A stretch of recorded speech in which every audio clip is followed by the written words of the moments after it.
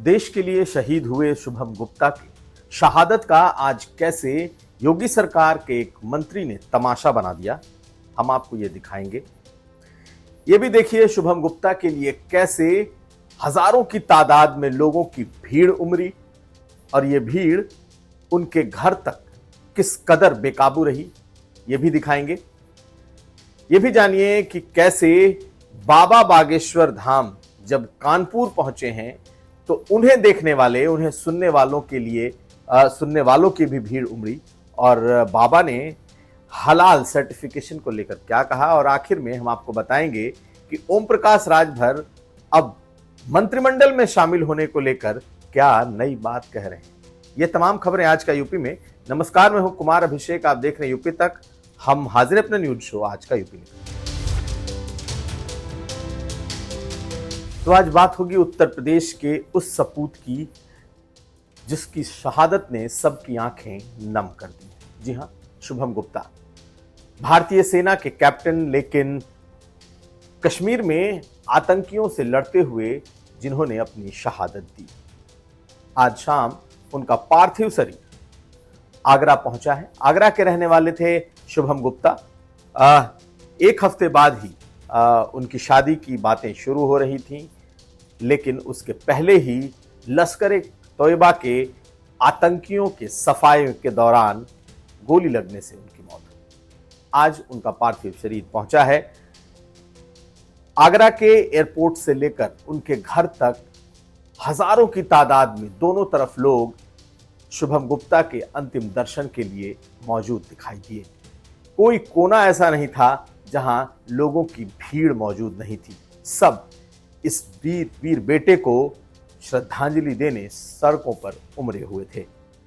आप इन तस्वीरों को देखिए और आपको अंदाजा लगेगा कि किस तरीके से एक वीर सेना के इस सपूत को देखने, आखिरी दर्शन के लिए लोग उमड़े थे। डिप्टी सीएम से लेकर कई मंत्री पहुंचे जिन्होंने अपनी श्रद्धांजलि उन्हें दी।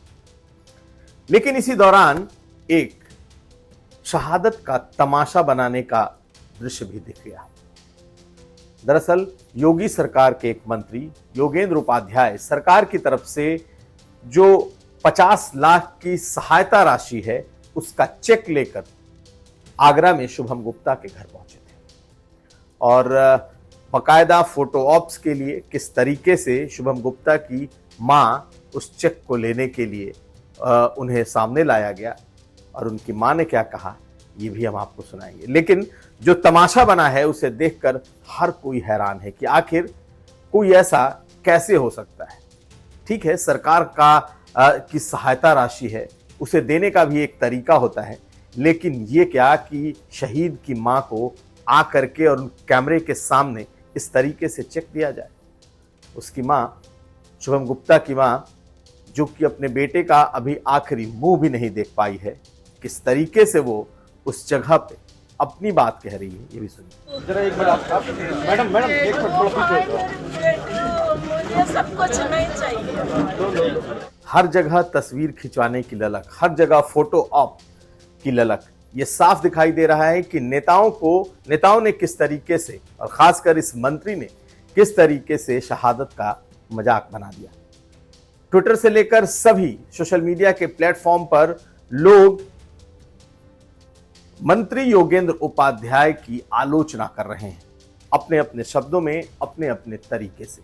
और एक तरीके से सोशल मीडिया में इस तस्वीर ने सोशल मीडिया में ये तस्वीर वायरल हो गई है कि कैसे सरकार की जो सहायता राशि है उसे देने के लिए एक मंत्री पहुंचे हैं और किस तरीके से एक तरीके से एक शहीद का ये अपमान जैसा दिख रहा है। इन तस्वीरों को हम आपको दोबारा दिखा रहे हैं इसलिए ताकि सबकी अंतरात्मा इसे देख सके और लोग इस पर अपनी प्रतिक्रिया दे सके। देखिए इन तस्वीरों को हम एक बार दोबारा आपको दिखा रहे हैं कैसे कैप्टन शुभम गुप्ता की मां को सरकार की तरफ से ये सहायता राशि दी जा रही है और जिस वक्त ये दी जा रही है उस वक्त का दृश्य क्या है। जरा एक बार आप मैडम एक मिनट थोड़ा पीछे। मुझे सब कुछ नहीं चाहिए।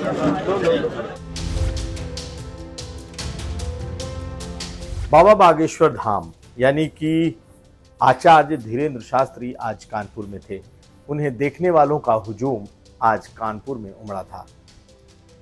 धीरेन्द्र शास्त्री दरअसल एक निजी कार्यक्रम में कानपुर पहुंचे थे, लेकिन एक बार फिर उन्होंने हिंदुत्व और हिंदू राष्ट्र बनाने की बात एक बार फिर कही।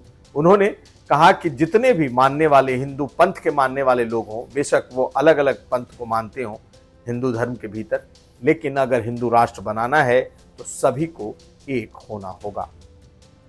यही नहीं, आज हलाल सर्टिफिकेशन पर भी आचार्य धीरेन्द्र शास्त्री ने अपनी बात रखी। बाबा बागेश्वर धाम ने कहा कि जो हलाल सर्टिफिकेशन का मामला है, इस पर सरकार बहुत अच्छा काम कर रही है।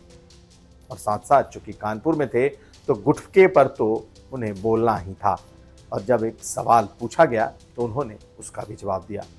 देखिए आचार्य धीरेन्द्र शास्त्री जब आज कानपुर में थे तो उन्होंने कहा क्या है। आज हम जो है पूर्व में कानपुर में पवन तनय आश्रम में कथा होनी थी, तो हम किसी कारणवश उस वक्त की परिस्थितियों के कारण स्थगित हो गई थी। आज हम पवन तनय आश्रम दर्शन करने आए। उस कथा के मुख्य यजमान हमारे सुनील शुक्ला जी के घर पर निवास पर आए हैं। सभी कानपुर में रहने वाले लोगों से एक ही प्रार्थना है, हम सब हिंदू एक हों, चाहे पंथ अनेक हों, और भारत हिंदू राष्ट्र तभी बनेगा जब सब हिंदू एक हों।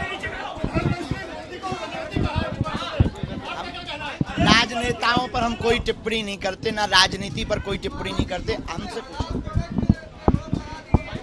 बहुत अच्छा है, बहुत अच्छा किया है, हाँ, होना ही चाहिए।